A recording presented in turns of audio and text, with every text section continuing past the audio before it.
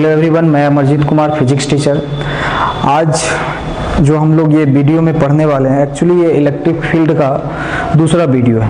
First video में introduction था electric field का, है ना।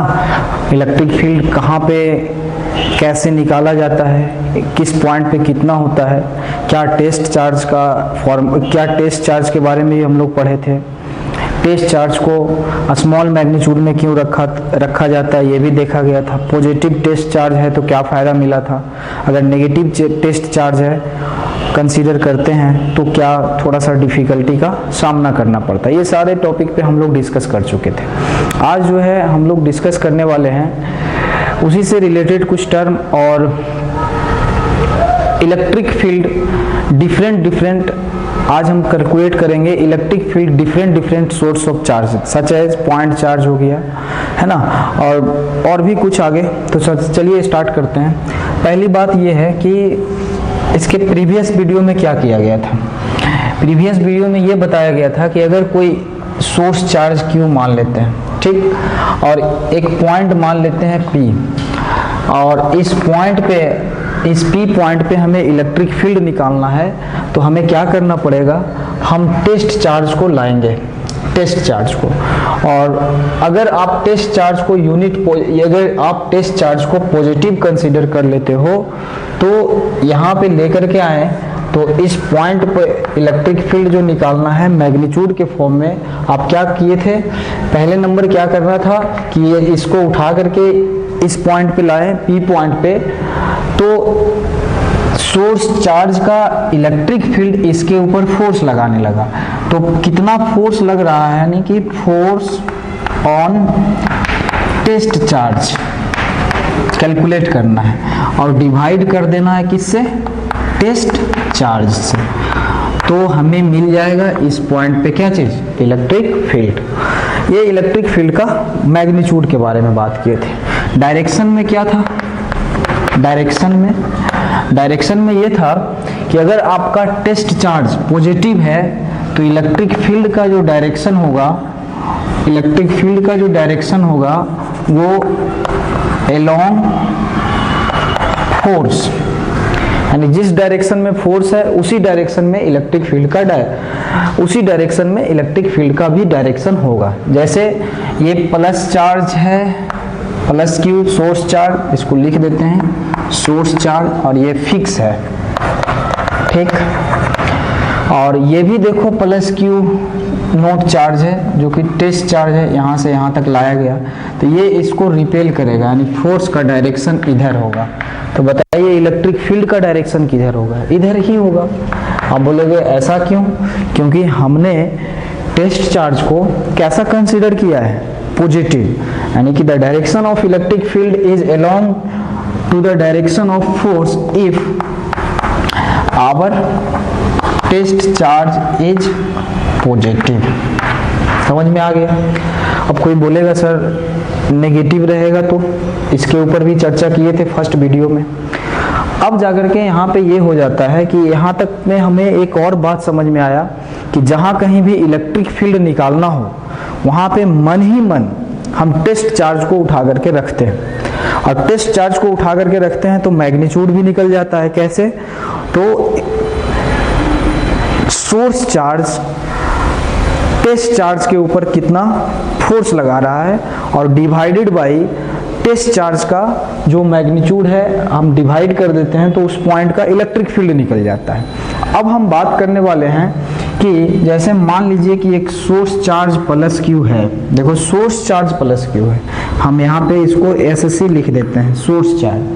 अब कोई कह दे कि इस पॉइंट पे इलेक्ट्रिक फील्ड कितना होगा, तो इस पॉइंट पे इलेक्ट्रिक फील्ड कितना होगा तो कैसे निकालोगे, सबसे पहले आप लेकर के आओगे क्या चीज, एक टेस्ट चार्ज। यूनिट पॉजिटिव भी रख सकते हो या अदर भी रख सकते हो। तो ये टेस्ट चार्ज कैसा है, पॉजिटिव नेचर का है। अगर यहाँ पे कहेगा तो यहाँ पे आप पॉजिटिव टेस्ट चार्ज लेकर के आओगे, यहाँ पे कहेगा तो यहाँ पे भी लेके आ सकते हो। यानी कि कहीं भी सोर्स चार्ज के स्पेस में आपको इलेक्ट्रिक फील्ड कैलकुलेट करने के लिए कहे तो आप मन ही मन वहाँ क्या रखोगे, टेस्ट चार्ज को रखोगे। तो आप ये बताओ, ये प्लस Q सोर्स चार्ज है और टेस्ट चार्ज भी प्लस क्यू है, तो इस यहाँ पे इसके द्वारा फोर्स का डायरेक्शन क्या इधर होगा, बिल्कुल, क्योंकि रिपेल करेगा, तो फोर्स का डायरेक्शन इधर होगा, तो इलेक्ट्रिक फील्ड का भी तो डायरेक्शन इधर हो जाएगा, नहीं, क्योंकि सोर्स चार्ज भी पॉजिटिव और टेस्ट चार्ज भी पॉजिटिव, तो जब दोनों पॉजिटिव है ना, तो एक दूसरे को रिपेल करेगा। और यह पहले भी बता चुके हैं कि इलेक्ट्रिक फील्ड जो है वो फोर्स के डायरेक्शन में होगा, कब, जब टेस्ट चार्ज कैसा कंसीडर करेंगे, पॉजिटिव। तो यहाँ पे बताइए इस पॉइंट पे इलेक्ट्रिक फील्ड का डायरेक्शन किधर होगा, तो फोर्स का डायरेक्शन इधर, तो पक्का इलेक्ट्रिक फील्ड का भी डायरेक्शन इधर हो जाएगा। तो अब इलेक्ट्रिक फील्ड के बारे में ही बात कर रहे हैं तो उसी को लिखेंगे। अब कोई पॉइंट यहाँ रहता तो इधर हो जाता डायरेक्शन, इधर हो जाता, है ना।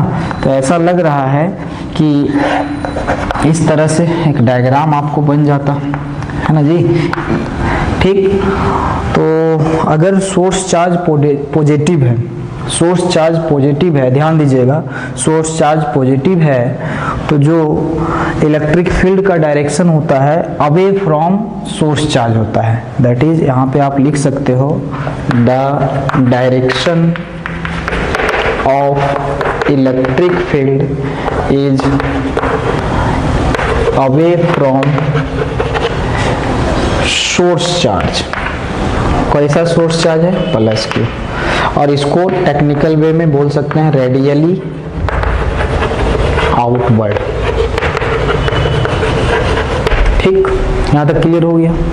अब कहोगे सर क्या हमेशा सोर्स चार्ज पॉजिटिव ही मिलेगा, बिल्कुल नहीं, आप नेगेटिव भी कंसीडर कर सकते हो। तो नेगेटिव देखो यहाँ हम कंसीडर कर दीजिए, ये इसके लिए लिखा गया, पहले इसको ब्लॉक कर दो, है ना। अब ये अगर नेगेटिव आप कंसीडर को किए हैं तो अभी डायरेक्शन की बात करेंगे। तो इस पॉइंट पे जो इलेक्ट्रिक फील्ड है उसका डायरेक्शन किधर है, तो पहले देखो आप मन ही मन क्या उठा करके लाओगे, यहाँ पे एक टेस्ट चार्ज पॉजिटिव नेचर का। क्यों पॉजिटिव नेचर का, क्योंकि अगर पॉजिटिव नेचर का टेस्ट चार्ज रहेगा तो जिस डायरेक्शन में फोर्स उसी डायरेक्शन में इलेक्ट्रिक फील्ड। तो आप देखिए ये माइनस है, ये प्लस है, तो ये अट्रैक्ट करेगा, है ना, ये अट्रैक्ट करेगा इस तरह से। तो फोर्स का डायरेक्शन इधर, तो इलेक्ट्रिक फील्ड का भी डायरेक्शन इधर हो जाएगा। यानी कि अगर अब इस पॉइंट पे कोई कहेगा तो यहाँ पे टेस्ट चार्ज ला करके, तो जब आप क्या करते हो, अगर आपका सोर्स चार्ज कैसा है, नेगेटिव है, तो इलेक्ट्रिक फील्ड का डायरेक्शन क्या होता है, अवे होता है या टुवर्ड्स होता है, टुवर्ड्स होता है ना। तो हम बोल सकते हैं इसके लिए कि the direction of electric field is towards the source charge. कब, if source charge is in negative nature, negative nature में हो तो, और इसको हम लोग बोलते हैं रेडियली इनवर्ड। इसको क्या बोला जाता है, रेडियली इनवर्ड। और भी इसको बहुत अच्छा डिटेल से पढ़ेंगे हम लोग, है ना, आगे का टॉपिक में। इतना बात समझ में आ गया होगा आप लोग को। फिर से एक बार हम बताना चाह रहे हैं कि अगर सोर्स चार्ज पॉजिटिव है और किसी पॉइंट पे हमें इलेक्ट्रिक फील्ड का डायरेक्शन पता करना है, मन ही मन क्या करेंगे, टेस्ट चार्ज को लेकर के आएंगे, और वो टेस्ट चार्ज का नेचर क्या होगा, पॉजिटिव नेचर का होगा। तो देखा गया ये प्लस है, ये भी प्लस है, रिपेल करता है, तो फोर्स का डायरेक्शन इधर, तो उसी डायरेक्शन में इलेक्ट्रिक फील्ड होगा। तो अलग अलग जगह पे देखें तो ये ऐसा डायग्राम टाइप का बना दिए, है ना जी। अब देखो इस तरह से जो बन गया डायग्राम, तो वो क्या कर रहा है, सोर्स चार्ज से इलेक्ट्रिक फील्ड का डायरेक्शन क्या है, अवे है, तो इसको हम लोग बोल देते हैं रेडियली आउटवर्ड। और यहाँ पे हम बात करेंगे कि अगर सोर्स चार्ज नेगेटिव है और किसी पॉइंट पे इलेक्ट्रिक फील्ड का डायरेक्शन को पता करना है, तो नेगेटिव है और किसी पॉइंट पे इलेक्ट्रिक फील्ड के डायरेक्शन को पता करना है, तो अगर हम टेस्ट चार्ज को पॉजिटिव लेकर के आते हैं, तो ये हमेशा याद रखना कि टेस्ट चार्ज अगर पॉजिटिव है तो जिस डायरेक्शन में फोर्स लगेगा उसी डायरेक्शन में इलेक्ट्रिक फील्ड का भी डायरेक्शन होगा, ठीक उसी तरह से, है ना। तो यहाँ पे अगर हम कंसीडर किए कि टेस्ट चार्ज यहाँ है तो फोर्स का डायरेक्शन इधर, तो इलेक्ट्रिक फील्ड का भी डायरेक्शन इधर, तो ये हो गया रेडियली इनवर्ड। यहाँ तक बात समझ में आ गया होगा आपको, ठीक। अब जाकर के हम लोग डील करने वाले हैं कि देखो अब क्या क्या पॉइंट हम लोग यहाँ से सीख लिए हैं कि अगर मान लो कि एक सोर्स चार्ज दिया हुआ है किसी पॉइंट पे, अगर सोर्स चार्ज दिया हुआ है और यहाँ से कुछ सम डिस्टेंस पे एक पॉइंट है, उस पॉइंट पे अगर इलेक्ट्रिक फील्ड कैलकुलेट करना है तो कैसे निकलेगा, वहाँ पे टेस्ट चार्ज को रखेंगे और टेस्ट चार्ज पे इस चार्ज के इलेक्ट्रिक फील्ड के द्वारा जो फोर्स है वो लिख देंगे ऊपर और डिवाइड कर देंगे किससे, टेस्ट चार्ज के मैग्नीट्यूड से। अब इसका उल्टा सोचिए, क्या कभी कभी ऐसा भी होगा कि इस जगह का इलेक्ट्रिक फील्ड दे दिया और आपसे फोर्स पूछ रहा है, ये भी तो हो सकता है। बिल्कुल, इसको मिटा देते हैं, है ना। अब देखिए क्या होने वाला है, ये समझना है।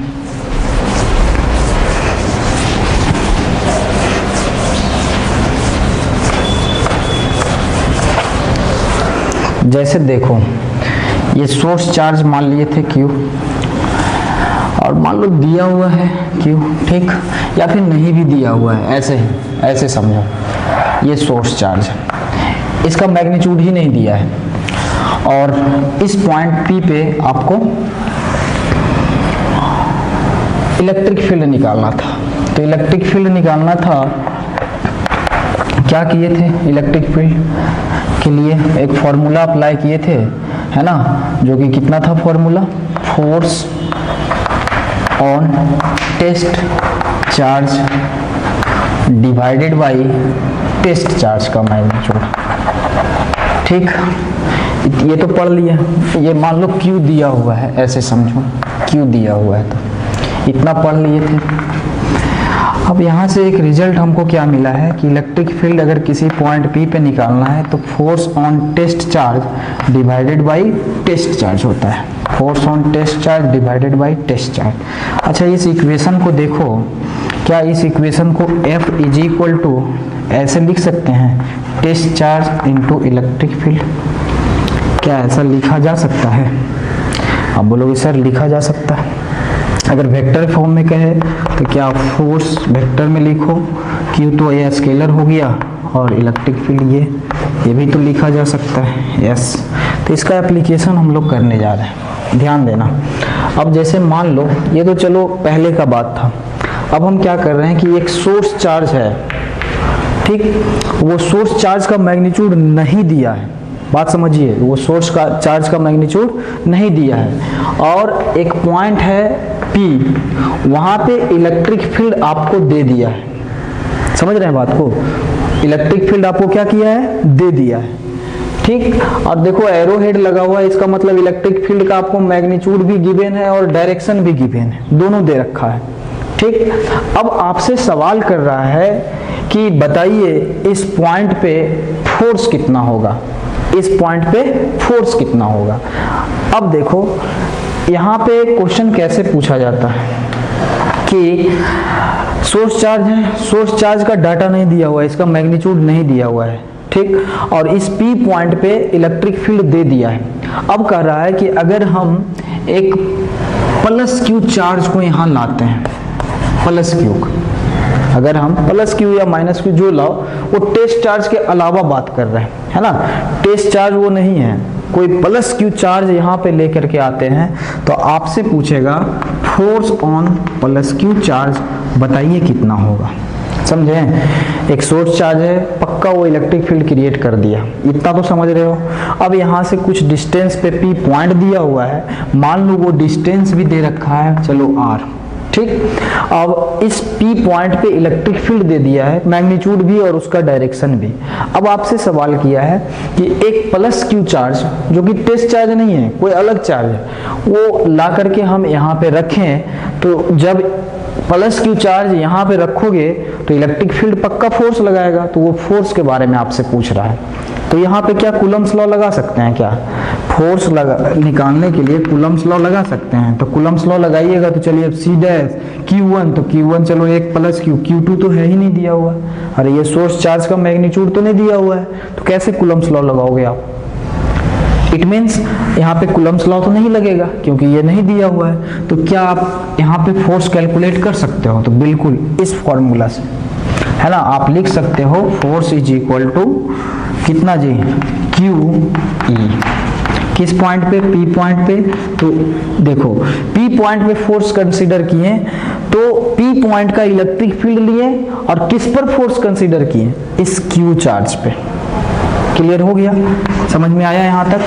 फिर से है ना, एक अल्टरनेट मेथड है फोर्स कैलकुलेट करने का, इफ इलेक्ट्रिक फील्ड अगर किसी पॉइंट पे दिया हुआ रहे और क्या नहीं दिया हुआ रहे, magnitude of source of charge नहीं दिया रहे, तो आप कैसे कैलकुलेट करोगे? तो यहाँ पे सिंपल है, इस पॉइंट पे कह रहा है कि इस पॉइंट पे बताइए अगर हम प्लस क्यू चार्ज यहाँ पे लेके आते हैं तो कितना फोर्स लगाएगा, तो कितना लगाएगा जी? Fp is equal to Q तो उसका मैग्नीट्यूड आपको पता होगा चार्ज का, और उसके साथ मल्टीप्लाई कर देंगे इस पॉइंट का इलेक्ट्रिक फील्ड। क्लियर हो गया यहाँ तक? अब देखो, अब इस फोर्स का डायरेक्शन किधर होगा? तो अगर ये पॉजिटिव है, अब यहाँ से दो बातें आ जाता है ना, कि अगर ये पॉजिटिव चार्ज है, ठीक, यहाँ से दो बात आ जाएगा कि इफ Q जो है वो पॉजिटिव है, तो देखो वेक्टर साइन आप लिख दिए हैं, तो इसमें तो Q को रखना पड़ेगा विथ क्या चीज? साइन। Q को विथ साइन रखना पड़ेगा क्योंकि वेक्टर ऑपरेशन कर रहे हैं। तो अगर इफ Q इज पॉजिटिव तो बताइए फोर्स जो P होगा वो Q EP होगा, यानी कि ये अगर पॉजिटिव है तो नेगेटिव साइन तो कहीं रहेगा नहीं, है ना जी? इसका मतलब अगर एक वेक्टर क्वांटिटी के साथ पॉजिटिव स्केलर का मल्टीप्लिकेशन यानी सिंपल मल्टीप्लिकेशन होता है तो फिर हम कहेंगे कि वो वेक्टर ही आता है और वो वेक्टर एक दूसरे का पैरेलल हो जाता है, बताया गया था। फिर से अगर ये चार्ज पॉजिटिव है, चार्ज स्केलर क्वांटिटी, और पॉजिटिव स्केलर कहीं वेक्टर के साथ सिंपल मल्टीप्लाई हुआ तो वो वेक्टर रिजल्ट लेकर के आएगा, और इस वेक्टर और इस वेक्टर का ये दोनों वेक्टर आपस में पैरेलल होगा। अब पैरेलल होगा इसका मतलब जिस डायरेक्शन में फोर्स उसी डायरेक्शन में इलेक्ट्रिक फील्ड, या फिर जिस डायरेक्शन दिया हुआ तो इलेक्ट्रिक फील्ड है ना, तो जिस डायरेक्शन में इलेक्ट्रिक फील्ड होगा उसी डायरेक्शन में फोर्स होगा। यानी कि ऐसे लिख दो, द डायरेक्शन ऑफ F यानी force is along electric field. The direction of force is along electric field. कब? जब आप जो वो चार्ज लाए थे वो कैसा था? पॉजिटिव नेचर का। अच्छा, ये नेगेटिव हो जाए तो क्या होगा? ध्यान दीजिएगा, एक बात और यहाँ पे कहना चाहेंगे कि यहाँ पे देखो फोर्स किधर लग रहा होगा, है ना? अब देखो फोर्स किधर लग रहा होगा, ये दोनों पैरेलल हो गया ना, पैरेलल हो गया तो जिस डायरेक्शन में इलेक्ट्रिक फील्ड उस डायरेक्शन में फोर्स लगेगा। अब इसके उल्टा सोचो, अगर Q जो है मान लो नेगेटिव आ जाए, तो Q नेगेटिव आ जाए तो Fp यानी फोर्स एट पॉइंट P निकालोगे तो माइनस Q रखना पड़ेगा, और EP इट मीन्स क्या है जी? F। यहाँ पे देखो नेगेटिव आ गया तो नेगेटिव स्केलर को अगर आप वेक्टर के साथ मल्टीप्लाई करोगे तो वो वेक्टर तो आएगा, लेकिन F जो है वो एंटी पैरेलल होगा किसके? इलेक्ट्रिक फील्ड के। इट मीन्स इलेक्ट्रिक फील्ड का जिधर डायरेक्शन होगा उसके अपोजिट में होगा फोर्स का डायरेक्शन, यानी कि the direction of force is opposite to electric field. इतना बात समझ में आ गया आपको? डायरेक्शन जो है वो opposite to electric field. Clear? अब नेक्स्ट वीडियो में जो हम लोग पढ़ने वाले हैं calculation of electric field by different method, है ना? दो मेथड होता है, उसी के बारे में हम लोग डिस्कस करेंगे। Thank you.